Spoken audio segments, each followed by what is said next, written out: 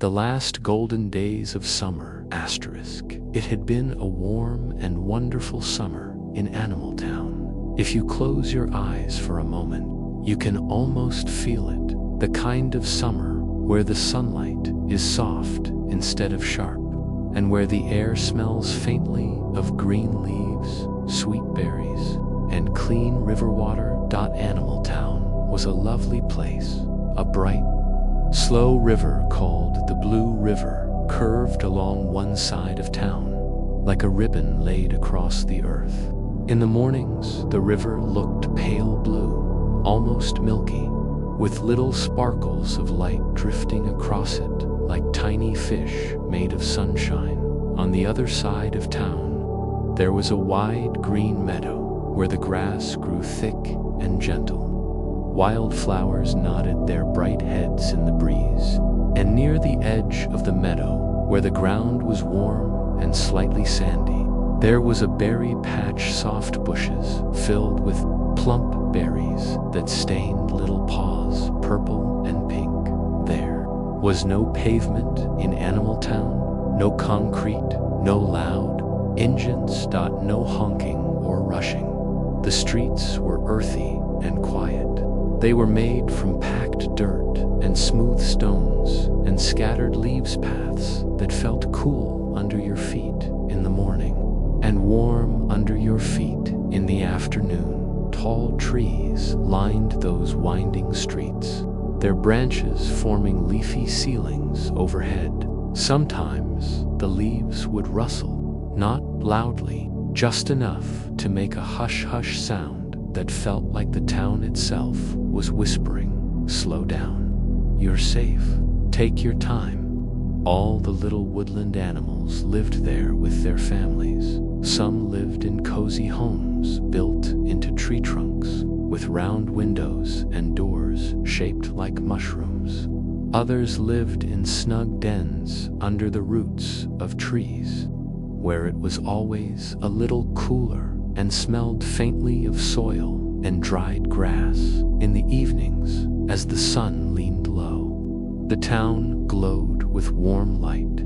You might see a bunny family sitting outside their tree home, sipping berry tea, or a squirrel family gathering acorns and arranging them neatly in a basket, or a family of mice walking slowly along the riverbank, listening to the water and the crickets. And now, that wonderful summer was beginning to wind down, not in a sad way, just in the way seasons naturally do. As if the world is gently turning a page. At night, the air had grown cooler, the kind of coolness that makes you want to pull a blanket up to your chin. Apples were beginning to ripen in the trees by the river, and the leaves, just a few of them, had started to turn from bright green to golden yellow dot, and all of that meant something important. It was almost time for school to begin. The next day would be the first day of school in Animal Town. Many of the animal children felt excited about that, and many of them felt nervous too, and some of them felt both. Have you ever noticed how that can happen? How you can have two feelings at once. You can be excited and nervous at the same time. That's very normal. That's very human. And very animal too. And you don't have to fix it or fight it.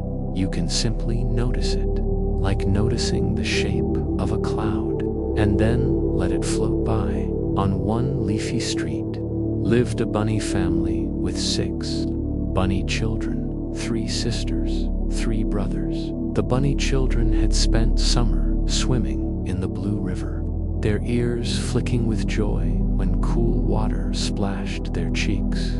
They had rolled down sunny little hills in the meadow, laughing softly. They had picked berries with careful paws, tasting the sweet juice and wiping their mouths with the backs of their hands. Most of the bunny children were looking forward to school. They liked the classroom, its warm wooden floors, and the way sunshine made bright rectangles They liked story time and drawing time. They liked making neat lines of letters. But the youngest bunny sister, her name was Lulu, felt a bit scared. She would be starting school for the very first time. And the first time of anything new can feel big. It can feel like standing at the edge of a pond, looking into water you haven't stepped into yet. Lulu's older sisters and brothers promised her it would be okay. They told her, "We'll walk with you. We'll sit near you. We'll help you find your hook for your bag. We'll show you where the pencils are." And Lulu listened, and her heart felt a little lighter. On the same street lived 3 squirrel children with their family. The youngest squirrel sister, Nina, was also starting school for the first time. Nina was excited. She was excited to be a big kid, excited to learn to read, excited to sit at a table with new friends and open a book and see words like tiny stepping stones across a page. But the older squirrel children, Hazel, the big sister squirrel, and Finn, the middle brother squirrel, had been enjoying summer so much that they weren't sure they wanted it to. Hazel was the kind of squirrel who liked projects. All summer, she had been collecting smooth stones from the riverbank and arranging them in patterned circles and spirals beside her den. She had been weaving little grasses into tiny mats. She had even started building something she called a wind chime garden, where shells and acorns and dried flowers could clink softly together in the breeze. She was looking forward to seeing her friends at school, and also she wanted more time for her project. Finn had been boating on the Blue River all summer. Not a big boat, just a little leaf boat he had made with a curled leaf and a twig mast. He would paddle it gently in the shallows, watching it glide and turn and bob. He loved that feeling, like the river was carrying his worries away. He missed the games and activities at school, but he never wanted summertime to end. So Hazel felt 2 feelings at once, and Finn felt 2 feelings at once, and Lulu felt 2 feelings at once, and Nina felt mostly excitement, with just a tiny flutter of nerves that came and went like a small butterfly dot. That was normal. In Animal Town, feelings were allowed, quiet breathing space. But of all the animal children, there was one who felt the most nervous of all. His name was Gerry. Gerry was a young giraffe, and his family had recently moved to Animal Town from a faraway place. They had traveled a long distance, slowly, gently, until they found this quiet town with earthy streets and kind neighbors and a blue river that shone like calm glass. Gerry would be the first giraffe in his family to go to school in Animal Town, and Gerry was nervous for one main reason. If you have ever seen a giraffe or a picture of one, you know that giraffes have very, very long necks. Gerry's neck was long enough that when he stood outside his home, he could see over the tops of the bushes, over the smaller trees, and sometimes even see the river glinting in the distance. And Gerry had seen the schoolhouse. It was a pretty building with soft blue walls and flowers growing along the outside like a colorful scarf. It had windows that looked toward the river and the trees, and one side of the playground had pleasant shade, where the ground stayed cool even on warm days. The schoolhouse looked like a nice place, a safe place. But Gerry had noticed something. The classrooms were not tall enough, not tall enough for him and his long neck. And when Gerry realized that His stomach felt heavy. His thoughts started to loop around and around. What if I don't fit? What if I bump my head? What if everyone stares? What if the teacher doesn't know what to do? Gerry was worried, and the hardest part was this: no one else seemed to notice.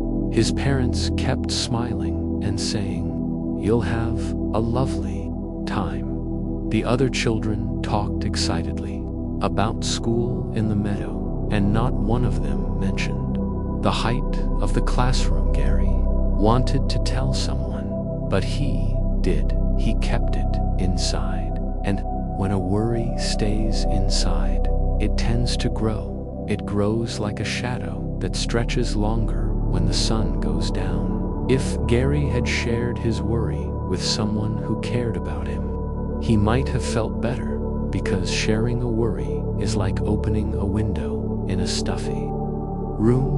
Fresh air comes in, space appears. But Gerry didn't think to do that. He just kept worrying.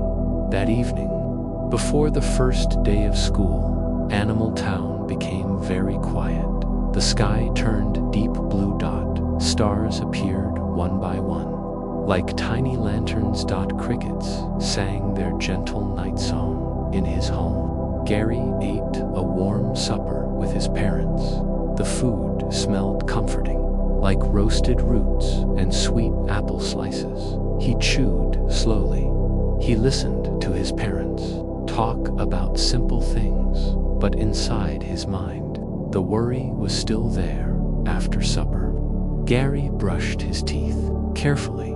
He washed his face. He put on his pajamas. He climbed into bed. His blanket was soft and clean and smelled faintly of sunshine. His parents kissed him good night. They told him they were proud of him. They told him he was brave. They told him tomorrow would be a good day. Gerry wanted to believe them. He did believe them, a little, but his thoughts kept tapping, tapping, tapping, like a tiny paw at a door. So Gerry tried something. He took a slow breath in and a slow breath out, in and out. He listened to his own breathing. He listened to the quiet night, and little by little, his eyelids grew heavier, not because every worry was solved, but because sleep does not require perfection. Sleep only requires softness and safety and time. And then morning came. The bright walk to school, the morning was clear and bright. The air was cool, but the sun shone in a clean blue sky, the kind of sky that looks freshly washed. Gerry ate breakfast with his parents. He tasted warm food and sweet fruit. He drank cool water. Then he got dressed in clean, fresh school clothes. The fabric felt crisp but comfortable. He still felt worried, but he also knew it was time. He kissed his parents goodbye. He stepped outside in Animal Town. There were no cars. The town was small and gentle and walkable. Even the youngest children could walk to school, and the older children often walked alongside the younger ones, like steady lanterns guiding the way. When Gerry stepped onto the earthy street, he saw the other children already waiting. Lulu and Pip and the other bunny children were there. Nina and Hazel and Finn were there. They were all dressed in nice, fresh clothes, too. They were chattering softly, little bursts of excitement floating into the morning air. When they saw Gerry, they called him over kindly, and together they began walking. Their feet padded along the dirt path. Leaves crunched softly. A bird called once. Far away, the blue river came closer, and Gerry could smell it cool and clean. When the schoolhouse appeared, it looked even prettier in the morning light. Sunlight glinted on the windows until they shone like warm gold. Flowers nodded beside the front steps. The teachers stood at the door, smiling and welcoming the children. Teacher Maple, who taught the youngest class, had kind eyes and a calm voice that felt like a blanket. "Welcome," she said warmly. "We're so happy you're here." Lulu held her bag tightly. Gerry noticed her ears were slightly stiff with nerves, even though Gerry was nervous too. He gave Lulu a gentle, encouraging smile, and Lulu smiled back. That small exchange, two shy smiles made the morning feel softer. They walked into the entry hall. The entry hall was tall. Gerry fit there easily. His shoulders relaxed just a little. But then, as they passed the classroom doors, Gerry saw the truth again. The rooms were too short. His heart sank, his neck drooped, his eyes lowered. He thought, "I will have to go home." And for a moment, everything felt heavy. Music, pause, slow breathing. But then Teacher Maple turned toward him. She looked up at Gerry's face, and her voice became even gentler. "My tall young friend," she said, "it seems we will need to think creatively, so you are comfortable." Gerry blinked. Someone noticed. Someone saw. Teacher Maple asked, "Do you know what creatively means?" Gerry shook his head shyly. "Thinking creatively," Teacher Maple explained, "means thinking of new ideas. It means we don't have to do things only one way. We can find a way that fits you." Gerry breathed in and out. His worry did not disappear, but it loosened, like a knot being untied slowly. Teacher Maple turned to the children. "Now, children," she said, "let's think together." And the children did. Nina raised her paw and suggested Gerry could sit outside on a tall stool and look through the window. Teacher Maple nodded kindly. "That is one idea, but winter could be cold." Pip suggested Gerry could sit in the stairway with the door open so he could listen. Teacher Maple nodded again. Another idea. But perhaps it would be nicest if Gerry felt fully included. Another child suggested a hole in the ceiling so Gerry's head could poke through. Teacher Maple paused thoughtfully, and then Lulu raised her hand. Shy, slow, but brave. Teacher Maple smiled. "Yes, Lulu." Lulu spoke softly. "What if, instead of a hole in the ceiling, we make a hole in the floor? Because the classroom is upstairs," she explained carefully. Gerry could sit on the first floor, where it was tall enough and his head could gently stick through the floor into the classroom. That way, he could be part of the class. Teacher Maple's eyes warmed with pride. Gerry smiled. The class smiled too. And then, something shifted inside Gerry. Hearing all these ideas, all this kindness, all this teamwork, made him realize he didn't have to carry the worry alone. And now Gerry had an idea of his own. He explained that it felt comfortable for his neck to lean slightly forward so he could sit on the stairs going up to the classroom. And if they made a small window in the wall, his head could look through into the room. No holes in ceilings, no holes in floors, just a friendly giraffe window, like a special doorway for a long neck. Teacher Maple brightened. "That," she said, "is a wonderful idea." And the children agreed. And right then, the day became gentle again. Not perfect, but kind. Not ordinary, but safe. And that is often the best kind of day.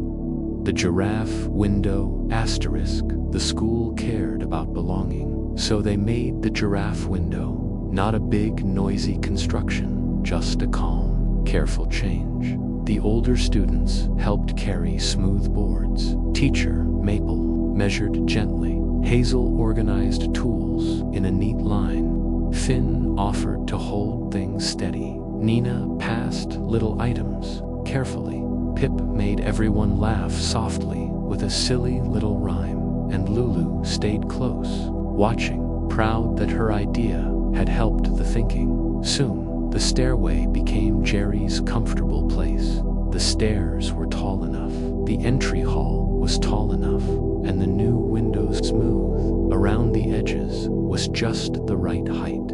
Gerry could sit on the stairs, relaxed, his long neck leaning forward in a natural, comfortable way, and his head could be in the classroom with everyone else. Teacher Maple arranged the classroom so Gerry could see the board, so Gerry could see the books, so Gerry could see the faces of his friends. And when the first lesson began, Gerry felt something new. He felt included. He felt safe. He felt like the school had made space for him because he mattered. And school began, not with loud excitement, but with calm routines, with gentle voices, with pencils scratching softly, with pages turning like quiet wings. During break time, they went outside. The sun warmed the playground. The shade cooled the edges. Gerry played carefully, laughing softly. Lulu found her courage growing. Nina glowed with excitement. Hazel felt happy to see friends. Again, Finn began to accept that school could be fun in a different way than summer. When the day ended, Gerry walked home with the others. The sky was still bright, the river still sparkled, and inside Gerry's chest, the worry was gone. Not because problems never appear, but because Gerry learned something. If you share a worry, it shrinks. If you ask for help, you find kindness. If you think creatively, you discover new paths. And if you work together, you can build a window where there used to be a wall. That night, in Animal Town, the streets became quiet again. Crickets sang, leaves whispered, the moon rose slowly, and Gerry lay in bed, feeling warm and safe. His blanket was soft, his breathing was slow, and he thought of the giraffe window and how his new school had made space for him. And as his eyes grew heavy, he remembered the best lesson of all. You can solve problems gently. You can solve them together, and you can always find a way to belong. Music, very soft, slowing, fading. Good night, Animal Town. Good night, Blue River. Good night, meadow and berries and apples. Good night, Lulu. Good night, Nina. Good night, Hazel and Finn and Pip. Good night, Teacher Maple Dot, and good night, Gerry the giraffe. Safe and sleepy, exactly as you are.